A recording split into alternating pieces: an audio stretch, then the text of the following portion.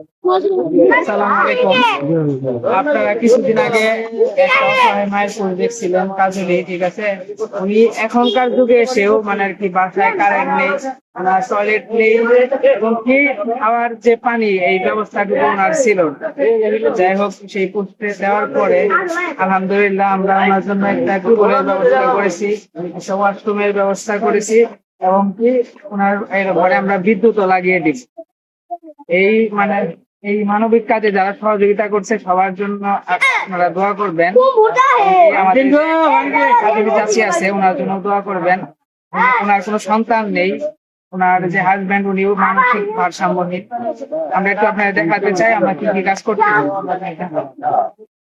এই যেখানে টিউবওয়েলের কাজ চলতেছে, আর ওইখানে আমরা ওই যে টয়লেটের কুয়া বসানো হয়েছে এখন মানে আর কি এই কুয়াটা বসানো হয়েছে এখানে। এখানে স্ল্যাব বসবে, তারপরে বেড়া দিয়ে কাজ করা হবে। আর বিদ্যুতের লাইন মানে আর কি এর ঘরটা একটু সংস্কার করা হলে তারপরে করে দেওয়া হবে।